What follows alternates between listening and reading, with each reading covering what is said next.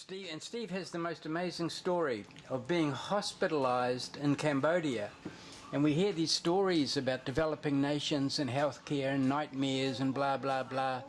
But what's it really like? So, Steve, what happened? Where were you?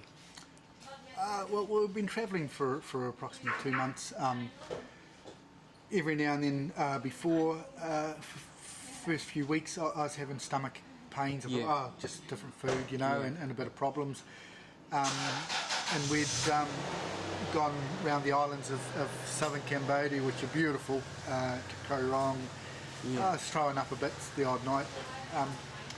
Then we decided, time to go back to Phnom Penh. Then again, some days I was good, some days one day I had massive stomach pains. Yeah. Thought it was food poisoning again. We'd eaten out locally, so I just sat at home on the Sunday and just drank water. I thought I'd just... Then just to reiterate, it wasn't food poisoning because the food here is really good. The food is good, it's plentiful, the people are beautiful, I love it. And then at about 9:30 on the Sunday night, I got immense pain, like I was in a full body sweat. I could hardly walk. And Kath went down and seen the people down in the place we were staying, and everyone was very concerned. Everyone was rushing around, and so they called a tuk-tuk across, and they just told the tuk-tuk to go to some hospital. It must have been the nearest. So we sped through the streets of Phnom Penh and a tuk-tuk in massive pain. Yeah. So we got there, and they gave me some painkillers, which didn't do much good. So then they doped me up in morphine, and that seemed to take most of it away.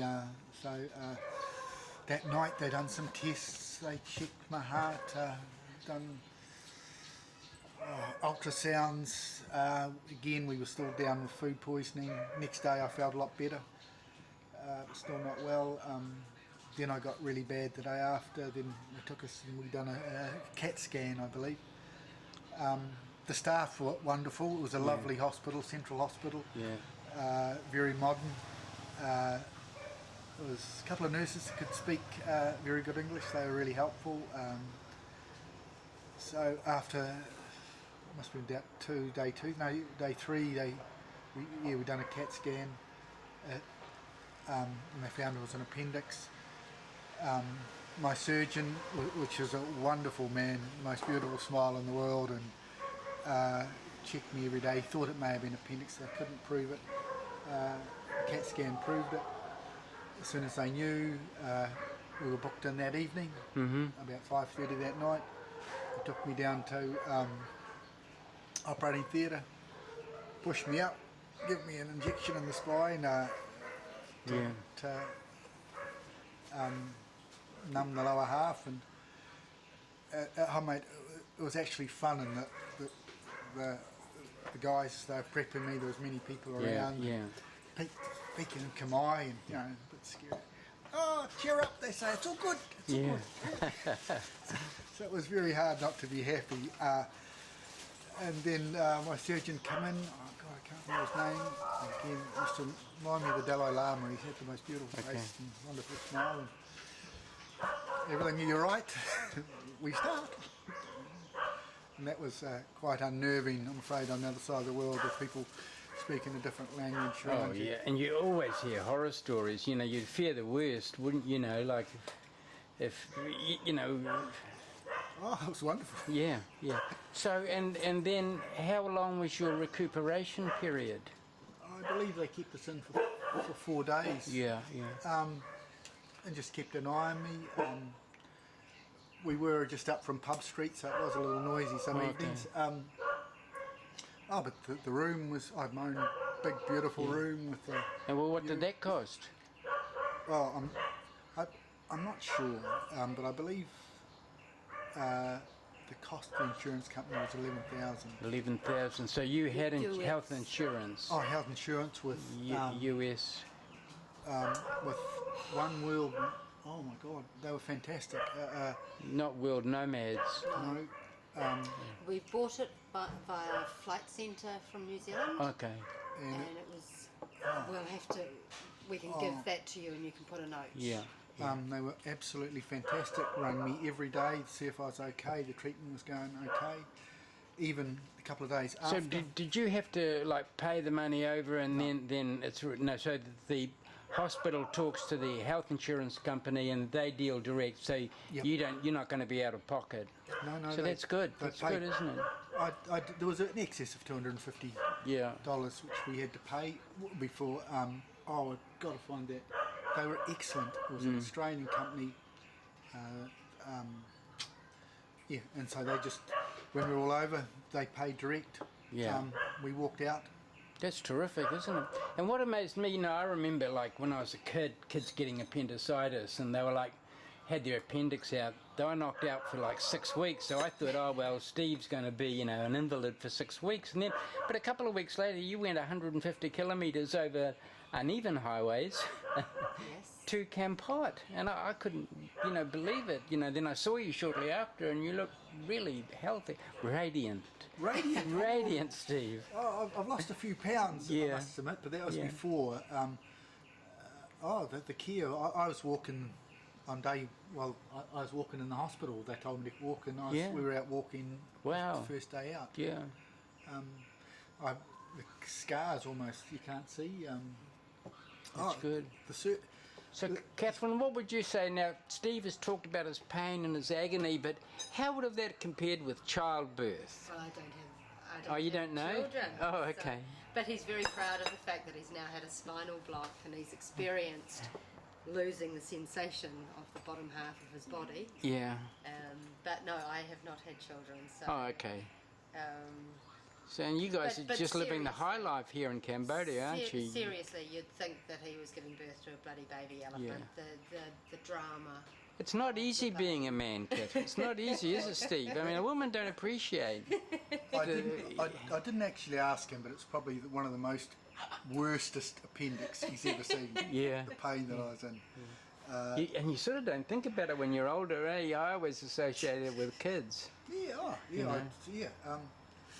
But I can just say that the friendliness, the staff Well, that is were good. I mean, I've been so impressed by, the Cambodian people. They're absolutely lovely. In fact, there was this thing out the other day saying it's the most friendliest country in the world to visit. But funny enough, day one when we got there, normally you'd go through the hospital for a bit of diagnostic. Yeah. But he was almost met at the door by a surgeon, not quite with a scalpel, but that man wanted to cut you open for whatever reason.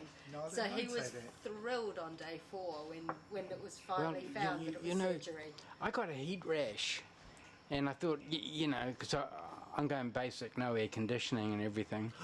I thought I might be quarantined in a military facility. I'm going to do, I'm going to do the whole thing first here in Cambodia. So, it wasn't going away. I thought, well, I better go to a doctor. I didn't know any doctor. I thought, well, I know there's a hospital down here in Kep. So I walked down to the hospital, and there's this beautiful little single-story building set around a courtyard, this sort of colonial Cambodian style, and there were you'd walk past the wards which were open. They had windows, glass windows and glass doors. They were wide open. There might be 4 people in a room, or if the room was full, it'd have 4 people, and you could see the hospital staff in there attending the patients. And I walked along and I found an office, and there were some men in there and a couple of nurses. And, I said, is there a doctor here?